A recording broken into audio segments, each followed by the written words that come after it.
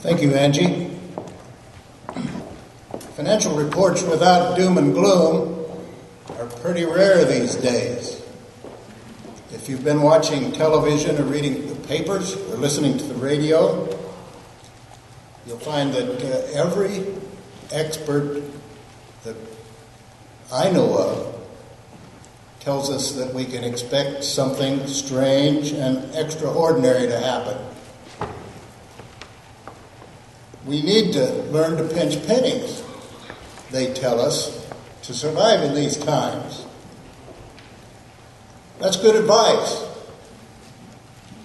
Not just for these times of an economic downturn, but in our lives. You know, as well as I do, that those of us who learn to be penny wise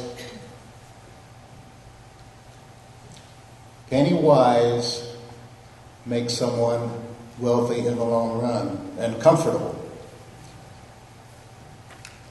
$15 extra on my water bill on a cold evening was enough to motivate me to go outside in the cold and check to see what was wrong with my water system.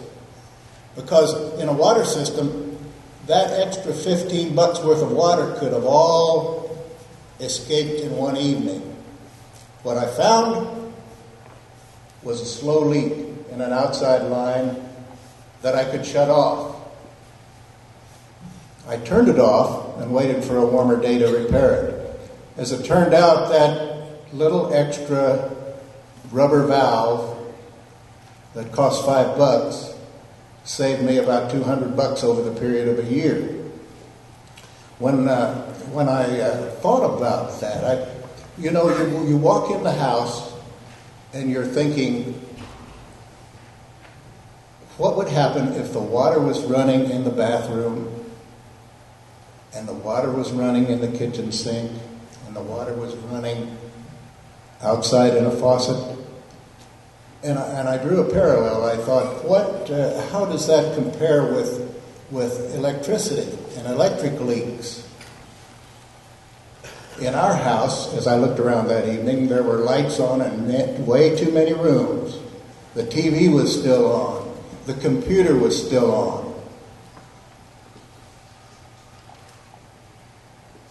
Electricity was being wasted.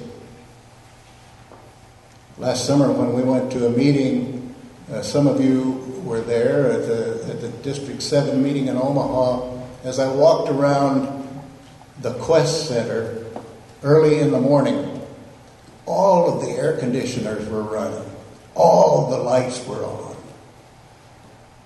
It's easy to imagine that a lot of power was being wasted. What are we being told about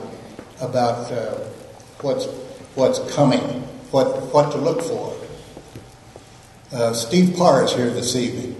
I have in my hand a copy of a report from Steve Parr where he tells us that, as he reported in an earlier meeting to the members of his group, a $50 carbon tax would increase KEPCO's member rates by about 45%. Folks, if KEPCO, Steve Parr, if his raise is 45%, he's going to pass it down to you and I. He has some other information about what happened. He tells us that the administration is going to start in the 2010 budget with a $20 carbon tax. And they're already mentioning that they're considering up to 100 and 150. That's bad news.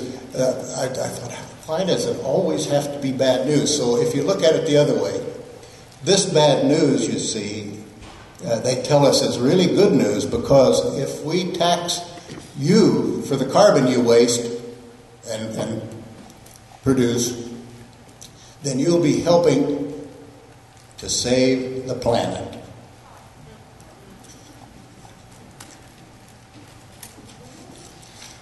Concerns of climate change have overwhelmed lawmakers in Topeka and in Washington. Makes it hard for formulating a long-range energy policy. Washington lawmakers are talking about enacting this cap-and-trade plan that Mr. Parr warned us about. These programs will almost certainly cause our electric rates to increase dramatically. Being efficient will help. So will letting lawmakers know that their energy policy must include plans to keep electricity affordable for years to come. After all, as Glenn English says, it's our energy, our future. Thank you very much for being here.